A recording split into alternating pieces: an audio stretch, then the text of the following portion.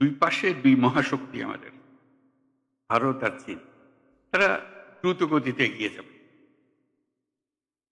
আমরা যেহেতু মাঝখানে আছি, আমাদেরকে ফেলে যেতে পারবে। তাদের বাতাসে আমরা উঠতে থাকব।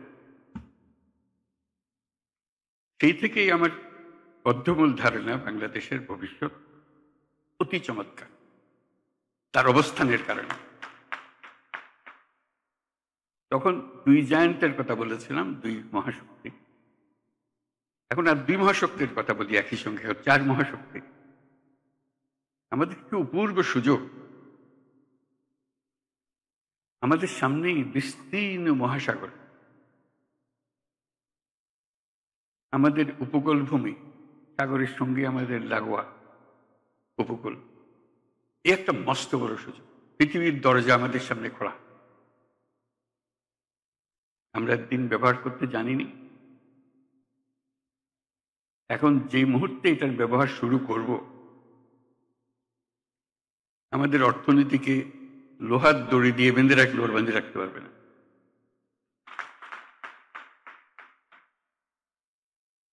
এবং আমাদের উত্তরে হল সে বিখ্যাত হিমালয় পর্বতমালা, যেখানে জমে আছে আমাদের যাবতীয় শক্তি, হাইড্রো পাওয়ার। কত শক্তি দরকার বাংলাদেশের, এখানে সব জমা আছে, হারিয়ে যাচ্ছে না, শুধু নেবার অপেক্ষায়। শুধু প্রতিবেশী দেশের সঙ্গে একটা সম্পর্ক করা, যাতে করে আমরা এই 40 মাইল বা যে দূরত্বটুকু দুই দেশের মধ্যে আছে, নেপাল আর বাংলাদেশের মধ্যে, ওটুকু অতিক্রম করা। আর কিচ্ছু না। ওরা এক পায়ে খাড়া, নেপাল বারে বারে বলছে আমাদের এটা নিয়ে যাও। আমরা এক পায়ে খাড়া নেবার জন্য মাঝখানে ওইটুকু পথ অতিক্রম করার সুযোগ আমাদের এখন দেওয়া হচ্ছে না। আশা করি তাদেরই কারণে, তাদের অর্থনৈতিক কারণে সেটা আমাদেরকে দেবে।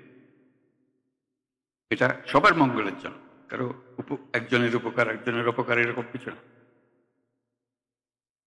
যদি আমরা সেই পথটা খুলে পাই, এখন সামান্য কিছু পেয়েছি, ওটাও কিছুই না, বড় আকারে যদি পাই, বাংলাদেশকে আটকে রাখার কোনো ক্ষমতা কারো নাই।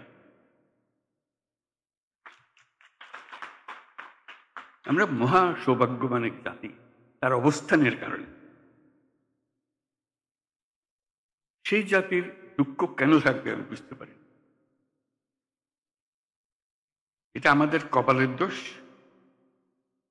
নাকি আমাদের চরিত্রের দোষ, না আমাদের চিন্তার দোষ? যদি হয়ে থাকে, সেগুলোর থেকে আমরা মুক্ত হই। আমরা তো তড়িৎ গতিতে এগিয়ে যেতে চাই। এটা একটা মহাশক্তিধর অর্থনীতি তৈরি হবে। আজকে কুমিরা থেকে টেকনাফ পর্যন্ত যে উপকূল ভূমি, সেখানে যদি কাতারে কাতারে সব নৌবন্দর স্থাপন হয়, মাতার বাড়ির গভীর সমুদ্র বন্দর পর্যন্ত যদি আমরা দুনিয়ার সব জাহাজকে আশ্রয় দিতে পারি, তাদের কাজ করার জন্য সুযোগ সুবিধা দিতে পারি, আমাদেরকে আটকাবে কে? এবং শুধু যে সমুদ্র বন্দর আমরা ব্যবহার করব, আমাদের মালামাল যাবে, তা তো না। আমাদের একটা নিজস্ব অর্থনৈতিক অঞ্চল আছে, সেই অঞ্চলটাকে আমরা এখনো খুলতে পারিনি, কিন্তু অঞ্চল অপেক্ষা করছে আমাদের। আমাদের অঞ্চল হলো, উত্তরে হলো নেপাল আমাদের অঞ্চল। নেপালের সৌভাগ্য, তারা হিমালয় পর্বতের পাদদেশে আছে। দুর্ভাগ্য হলো সমুদ্রের দেখা তাদের হয় না। তাদের সমুদ্র দেখতে হলে আমাদের মাঝখান দিয়ে দেখতে হবে, আমাদের মাধ্যমে দেখতে হবে। সে পথ আমরা করে দিই, আমরা একসঙ্গে যৌথ অর্থনীতি গড়ে তুলি। তার সমুদ্রের অভাব, আমার পর্বতের অভাব, হাইড্রো, দুই অভাব একসঙ্গে পূরণ করি দুজনে। ভুটান একই কাণ্ড, তারও সমুদ্র দর্শন হয় নাই। তাকে সমুদ্রে আসতে হলে আমার পথ দিয়ে আসতে হবে, আমরা তাকে স্বাগত জানাই। তেমনি ভারতের পূর্বাঞ্চল একই অবস্থা। নেপালের যে অবস্থা, ভুটানের যে অবস্থা, ভারতের সেভেন সিস্টারের একই অবস্থা, তার সমুদ্র দর্শন তার হয় না, হবে না।